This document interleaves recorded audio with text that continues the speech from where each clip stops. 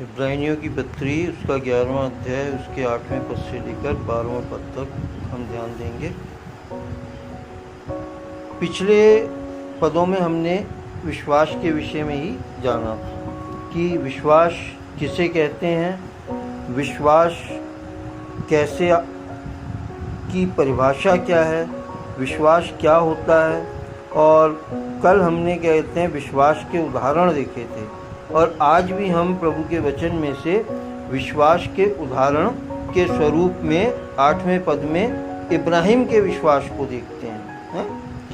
विश्वास ही से इब्राहिम जब बुलाया गया तो आज्ञा मानकर ऐसी जगह निकल गया जिसे मिरास में लेने वाला था, और यह ना जानता था कि मैं किधर जाता हूँ, तो भी निकल गया। इसे विश्वास कहते हैं कि हम नहीं जानते हैं लेकिन फिर भी हम विश्वास करते हैं परमेश्वर पर। हैं, हम नहीं जानते, वही दरवाजा बेटा बंद कर रहे हैं। हम नहीं जानते हैं कि हम डॉक्टर के पास जा रहे हैं, ठीक होंगे या नहीं होंगे, लेकिन फिर भी हम क्या है, डॉक्टर के पास जाते हैं, क्योंकि हमारी एक आशा है कि डॉक्टर से दवाई लेने पर हम ठीक हो जाएंगे। ऐसे ही यहाँ हम यही देखते हैं कि विश्वास जो है वो चीज़ है कि जो उम्मीद के ऊपर चलता है, आशा के ऊपर चलता है, पाया हुआ नहीं होता। भाई पा लिया तो विश्वास नहीं रहा, लेकिन क्या, ना पाए हुए की स्थिति में पाने की आशा रखने को ही विश्वास कहते हैं। इसी प्रकार इब्राहिम भी कहते हैं, परमेश्वर ने जब उसे बुलाया तो परमेश्वर ने क्या कहा कि तू अपने इस जगह को छोड़कर निकल जा, क्योंकि मैं तुझे एक अच्छी जगह दूंगा। और वह इस बात की आशा रखकर वहाँ से निकल गया, और यह नहीं जानता था कि मैं कहाँ जाता हूँ, लेकिन फिर भी वो उस अच्छी शपथ वाली जगह, मिरास में दी जाने वाली जगह के लिए निकल गया। 9वें पद में, विश्वास ही से उसने प्रतिज्ञा किए हुए देश में, जैसे पराये देश में परदेसी रहकर इज़ाक और याकूब समेत जो उसके साथ उसकी प्रतिज्ञा के वारिस थे, तंबुओं में वास किया। है? विश्वास ही के जरिए क्या हुआ कि उसने प्रतिज्ञा के देश में जो उसे मिलने वाला था, उस देश में जैसे परदेसी और पराये लोग रहते हैं, वैसे ही उस देश में तंबुओं में रहकर अपने बेटों के साथ अपने जीवन को वहां बिताया है। और 10वें पद में हम देखते हैं, क्योंकि वह उस स्थिर नेव वाले नगर की बाट जोता था जिसका रचने वाला और बनाने वाला परमेश्वर है। उसे ये था विश्वास कि परमेश्वर ने जब मुझसे कहा है कि मैं तुझे एक अच्छी जगह दूंगा, तो वो परमेश्वर के द्वारा दी हुई जगह की आशा में लगा रहा, इंतजार में लगा रहा। उसने अपना समय क्या, तंबुओं में गुजारा। उसने अपना बेटे और बेटियों, अपने बच्चों के साथ में, अपने परिवार के साथ में आशा थी कि परमेश्वर देगा, ठीक, लेकिन नहीं मिला। फिर भी ये आशा रखते हुए कि परमेश्वर उन्हें एक स्थिर नेव वाले, यानी कि जो कभी नहीं गिराया जा सकेगा। स्थिर नींव किसे कहते हैं कि जो स्थिर हो जाए, मजबूत हो जाए, जैसे कि हम यीशु मसीह के वचन में पढ़ते हैं, प्रभु वचन में कहते हैं कि मत्ती में भी, कि जो चट्टान पे अपना घर बनाता है उसकी नींव हिलने की नहीं, चाहे आंधी आएगी, तूफान आएगा, मेघ बरसेगा, क्योंकि उसने अपनी नींव कहाँ डाली है, अपना घर कहाँ बनाया है, चट्टान पे बनाया है। और चट्टान का मतलब क्या है, विश्वास के द्वारा बनाया है। और बालू का मतलब क्या है कि ढह जाने वाला, अपने ही मेहनत का, अपने ही दिमाग से, अपनी ही उपज का बनाया हुआ है। तो यहाँ वो उस स्थिर नगर वाले नगर की बाट जोता था जिसका रचने वाला और बनाने वाला परमेश्वर है। ये क्यों करता था वो, विश्वास के कारण, ठीक। 11वें पद में देखते हैं, विश्वास से सारा ने आप बूढ़ी होने पर भी गर्भ धारण करने की सामर्थ्य पाई, क्योंकि उसने प्रतिज्ञा करने वाले को सच्चा जाना था। क्या हुआ था? जब परमेश्वर ने इब्राहिम से कहा कि तेरे पुत्र होगा, तो उसकी उम्र जो थी वो क्या थी? 90 वर्ष की थी, और सारा की उम्र भी लगभग 85 साल की होगी। थोड़े छोटे बड़े होंगे, हैं 80-85 साल की होगी। लेकिन सारा इस बात को सुनकर, क्योंकि जब परमेश्वर बातें कर रहा था इब्राहिम से और बता रहा था, तो सारा हाँ उससे पहले एक साल पहले की तो 99 साल के अब्राहम। हाँ, चलो ठीक है, हम उसको क्लियर तरीके से नहीं समझ सकते हैं, लेकिन फिर भी हम इतना जानते हैं बूढ़ा लिखा हुआ है, तो काफ़ी उम्र थी। तो जब कहा गया था कि तेरे पुत्र उत्पन्न होगा, तो सारा इस बात को सुन रही थी, और सुन के वो क्या हुआ? हंसी। तो परमेश्वर ने पूछा भी, तू हंसी? उसने तुरंत घबरा के डर के मना कर दिया। कारण ये हंसी क्यों? क्योंकि उसको ये लगा कि ऐसा कैसे संभव है कि मुझ बुढ़िया के गर्भ से कोई बालक उत्पन्न होगा। इब्राहिम तो जानता था कि ये परमेश्वर है, सब कुछ कर सकता है।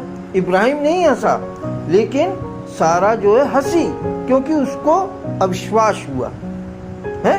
लेकिन परमेश्वर ने अपने कहे वचन के अनुसार जब सारा को गर्भ दिया और उसके बालक उत्पन्न हुआ, तब वो बहुत प्रसन्न हुई। आज भी ऐसे ही होता है। आज भी क्या है कि हम लोग कई बार प्रभु के वचन पर भरोसा करते हैं, कई बार नहीं करते हैं। कई बार हम भी सारा की तरह अंदर ही अंदर मुस्कुरा जाते हैं कि अरे यार हो गया, देखा जाएगा, है ना। लेकिन कई बार हम भरोसा रखते हैं, और हमें अपने भरोसा रखने का, विश्वास रखने का फल हमें मिलता है। तो हमें सबसे बड़ा जो उदाहरण यहाँ दिया जा रहा है, इब्राहिम के विश्वास का दिया जा रहा है, और शुरू से दिया जा रहा है कि जब वो अपने घर से निकला था, तो हमें भी इब्राहिम के विश्वास की तरह हर परिस्थिति में, तंबुओं में रहना, क्या अमीर लोग वहाँ तंबुओं में रहते हैं? नहीं, गरीब लोग वहाँ रहते हैं, परदेसी लोग वहाँ तंबुओं में रहते हैं। तो हर अपनी उस दशा में, चाहे कैसी भी हो, हमें परमेश्वर से आशा और विश्वास को बनाए रखना है। क्योंकि हमने ऊपर पढ़ा था कि विश्वास बिना प्रसन्न करना उसे अनहोना है। हम उसे विश्वास के द्वारा ही प्रसन्न कर सकते हैं। हाबिल ने कैन से उत्तम बलिदान चढ़ाया, विश्वास से चढ़ाया है। तो ये सब चीज़ें क्या हैं? एक विश्वास रखने वाले के जीवन में कार्य करती हैं। अगर हम प्रभु पर भरोसा और विश्वास रखते हैं, तो हमारे लिए कुछ भी असंभव नहीं हो सकता। हमारे लिए सब कुछ संभव होता है, सिर्फ विश्वास रखने की बात है।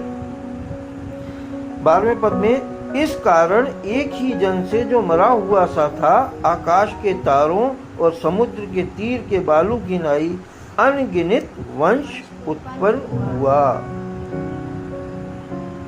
विश्वासी भी आज जो कहलाते हैं, जबकि इस्राएली नहीं है, हैं अन्य जाति हैं विश्वासी, लेकिन आज वो भी क्या है?